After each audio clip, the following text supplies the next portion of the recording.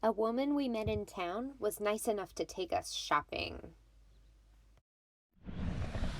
So we're here at Food Lion, 15 miles from Reedville. Yeah, it would have been a long bike ride. Yeah.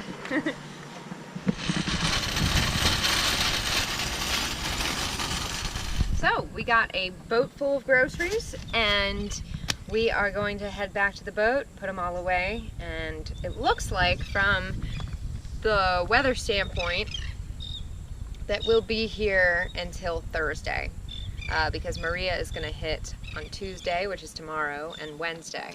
So we'll be in Tangier for the weekend if all goes according to plan.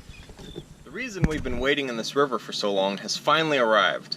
So we've been waiting for Hurricane Maria to come by, and she's getting close, and as soon as she's gone, then we'll be able to leave. So in here, it looks really calm, but it's actually really windy in here. It's just so well protected. And the anchor's holding great. We have 12-to-1 scope out, so we are over anchored, and we're just waiting for it to blow on by. On cloudy days like today, we're not producing any power, so we have to turn off the fridge. The problem is the fridge still warms up. It's kind of hot out. So we have to put ice in. So I went to shore, picked up some ice.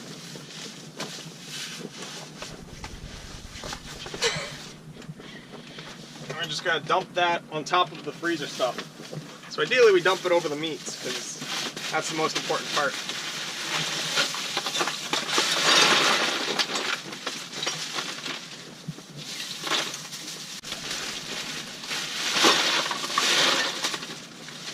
And that'll keep it for a few days. A couple of Herbie's friends happen to have moved to Reedville, so they have gotten in touch and kindly offered to drive us around and take us to lunch. So that's how we're going to spend today, and we're excited to have social interactions. Well, Maria is definitely here. It's extremely windy, and we are really glad that we are here where we are. Yep. And a really important thing for knowing if you're going to start dragging anchor is you look at the snubber as it runs off from the anchor. And it's not at too extreme of an angle, so we know that it's not that stressed. When the Manyaks picked us up, they surprised us and took us to their son's nearby oyster farm, and we got a tour of the whole thing. It was really cool. So the first step in the process is our recirculating downweller, which is a fancy way of saying a tank. So this is where the babies start. I get them in their last larval stage of development, which is called eyed larvae. They are about 125 microns in size, so pretty tiny. Wow. This mesh that we have in here is 150, so it keeps them from escaping into the rest of the tank. And basically I fill the water up to about here with filtered river water. And then there's a pump that recirculates the water in a downward motion, so it has a spray bar. There we go. So the water just circulates through, aerates, and I also heat the water. You're basically trying to convince the larvae to go through the next stage of development into a shelled oyster. So they want similar conditions to what they would have in nature during that time period, and that time period is like middle, later June, early July, somewhere in that range. That's when the wild oysters are spawning. They spend a week in here, give or take 5 to 7 days depending, and I give them really finely ground oyster shell in there to attach to.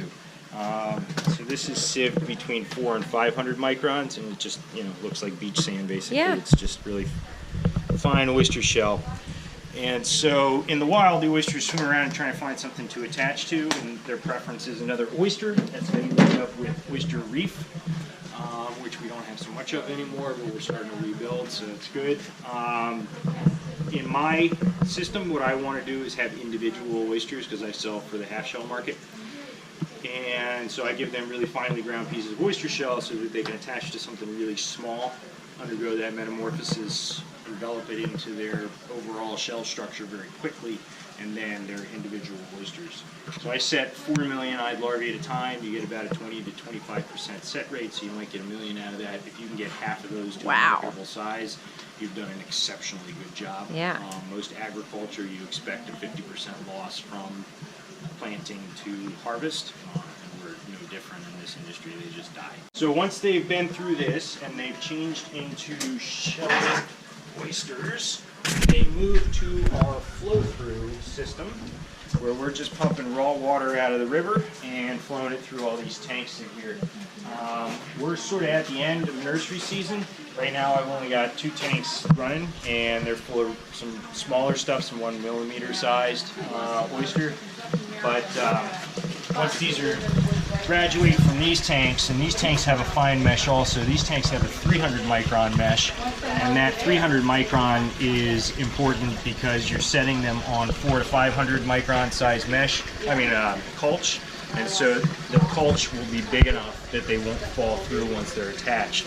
So we just dump straight from that tank in there into these 2 tanks right here.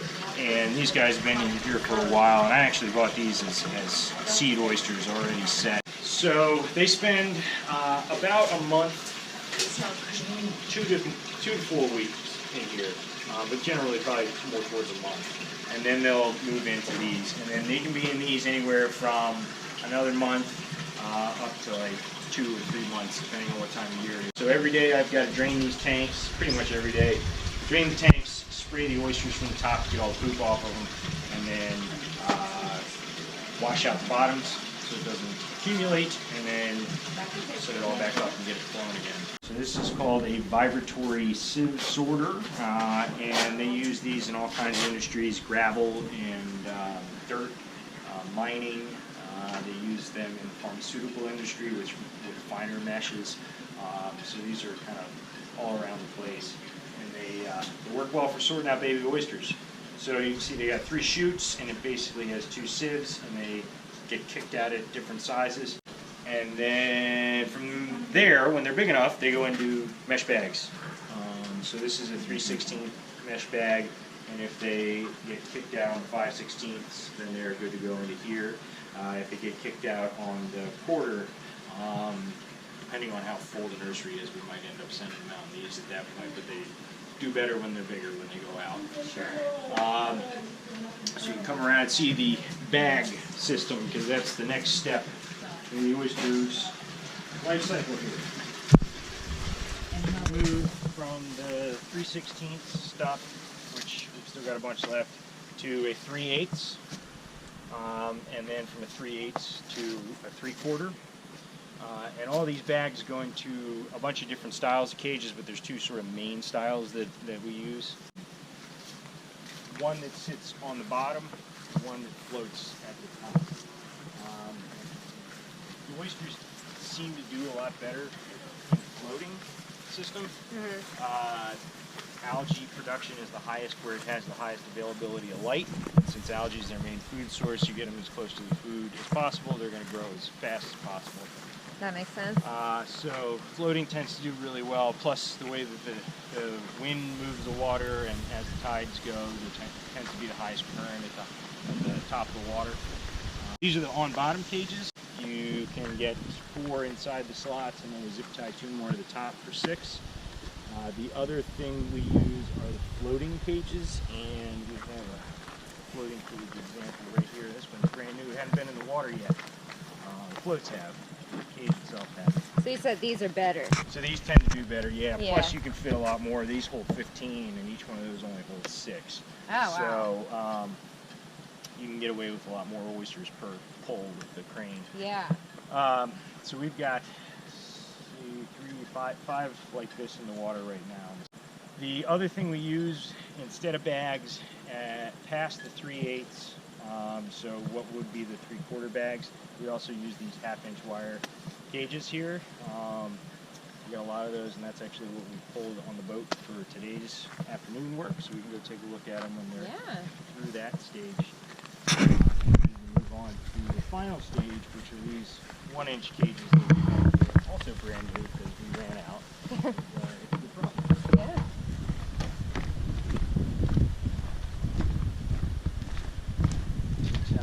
gets slippery sometimes. Yep. Yeah. Hilarious. A little funky. Mud. So, Whoa. so these are guys that are ready to graduate from the half-inch cage, which you can see they're much bigger than those mesh holes, onto 1 inch. And the way we figure out who's who and what's what, Yeah. is a real nice one. That one's about market size. Sweet. The way we figure out who's who and what's what for moving on is this tube sorter right behind you. So we'll we'll load these cages onto the table and then feed the tube. The tube spins and water blasts through that pipe. If they're falling through this set of holes, then they need to go back into the half-inch material stuff. If they fall through this set of holes, they're ready for 1 inch. And if they fall out of the end, then they're ready to get hand sorted for marketable stuff. Yeah, they tend to grow far better when they're homogeneous size groups. The larger ones tend to outcompete the smaller ones for food. So if you have a bunch of big guys and a bunch of little guys together, the little guys are just going to stay little. Right, so you want to like So you want to separate them. That's interesting. So this guy does all that work for us. This is worth 1,000 employees. Cool. Yeah, it's pretty awesome. Yeah. So they'll spend about 2 years from the time I get them as larvae until the time they're ready for market, before they're ready to go out. So those 1 inch cages, those are going to get filled up with stuff from these, and then they're going to go out in the river and they're going to keep growing. A lot of that stuff that you see in there is probably going to be market before the growing season ends. The growing season ends December-ish. Okay. We get kind of a lull from mid-late December until March, give or take. And then you get a real big boom right at the beginning. As soon as that water warms up, you'll see a lot of lip growth, and that's how you can tell they're growing. You see how they got that sort of razor's edge. Yeah. Along the edge. That's the lip. So that's Okay. all, new growth. So they send out, it's like a chemical sort of matrix that is attracts the calcium out of the water, and that's how they build their shell. And then they'll fill in the meat behind that new growth as they build more shell further out. So they look good. I'm happy with that. That's awesome. That's what you want them to look like. And everything that's ready to market will come into here and go into these floating cages. So tomorrow's my delivery day. You can see we're organized for this week's deliveries. We've got things counted out, some stuff bags, other stuff put down in baskets. But these bins are where we keep Whoa. our market-sized oysters. Where do you market them? So I sell directly to restaurants in Baltimore and Columbia, Maryland, and DC. Do you know which restaurants in Baltimore they go to? Yeah, I do all my own sales and distribution. I don't sell to a wholesaler. Which ones? I sell to, let's see, I'll start on the east side of the city. Jimmy's Famous Seafood in Dundalk, Gunther and Company in Canton. Yeah. Modern Cook Shop in Fells, The Point in Fells, Hey! Barn in Fells. Oh my gosh. We live in Fells. So I am at, Used to. I'm at The Point in Fells on Thursday, the first Thursday of the month, every month from about like 5 until about 8 or 9, shipping Wow. oysters there. Cool. We've probably seen you. It's a good possibility. A lot of my sales are started out as cold calls, and now at this point they're word of mouth. Original garden. Whoa! Oh my gosh! Those are huge! I've never seen one that big in my life. That's like as big as my foot. Yep. So those are pets. I've had those for a long time. Aw, do they have names? They're all named Shelly. Every oyster is named Shelly. So, how long do oysters live? I've never got a satisfactory answer to that. They don't know the answer to that at Ben's. Huh. They have one that they've had in a tank for 14 years. Wow. Probably 16 at this point, because it was 2 years ago when I saw that. So if those were from our original garden, those are probably 8 years old. Yeah. Wow, 8-year-old. 8 to 10, something like that, yeah. That's so cool. Yeah. I was about to like run to try to save your life. Oh, no, It wasn't gonna go over well. I've fallen in many times.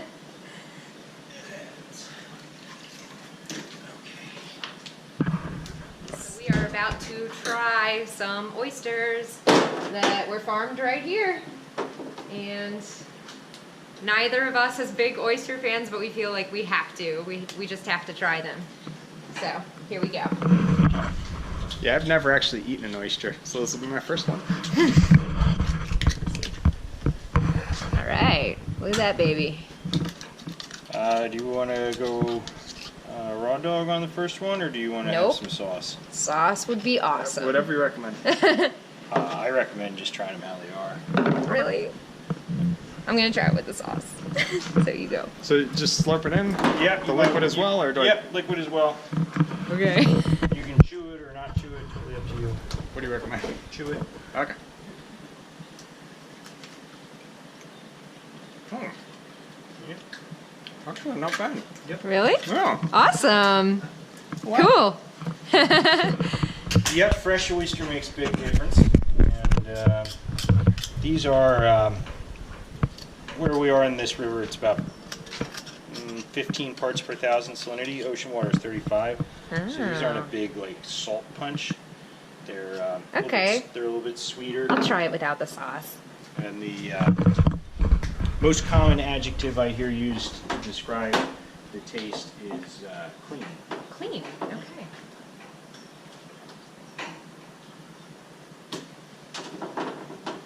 Oh. That is much better than the one that I had from that other place. That was actually pretty good. Yeah, happy oysters. Yeah. They make people happy. Cool.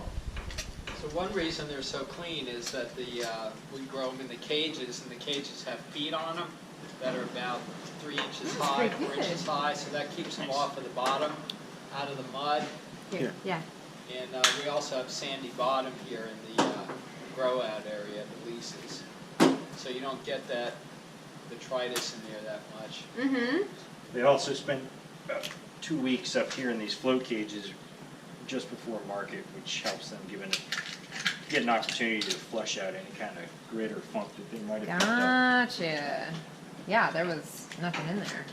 And we also have one of the largest oyster populations, certainly in the bay, I think on the east coast of the United States in this little tiny river. Mm-hmm. So we've got a lot of filter feeders keeping it very clean. Nice. Okay, so what's the sauce? So this is a champagne mimosa vinegar Ooh. with shallots and garlic in it. It's my wife's take on a vignette. Oh, she made it? Yeah. Nice. Cool. All right. Yeah. Change your life stuff. Whoa. That's amazing. That is really good. You gotta try that. Wow. I'm glad I tasted it without it first. Yeah, it's a different experience. Yeah. Oh, wow. Oh, man. That is... That's amazing. Wow. That is... Wow. Cheers. Cheers. Mm. Mm-hmm. After Mike's awesome tour, we got lunch with the Manyaks and then went back to the boat. We were super thankful to the Manyaks for taking us out for a while. We've put Mike's information down in the description below if you're more interested in Sapidusfarms or getting a tour for yourself someday. Next time on Sailing Wisdom, Herbie does some much-needed maintenance on the windlass, and we finally raise anchor and set sail towards Tangier Island. Thanks so much for watching, and if you want to become a sailing buddy, you can click the link down below to our Patreon account. Don't forget to like this video and subscribe to our channel. And when you click subscribe, make sure you click on the little bell in the annotation. That way you get notifications as soon as our next video is uploaded. Thanks so much!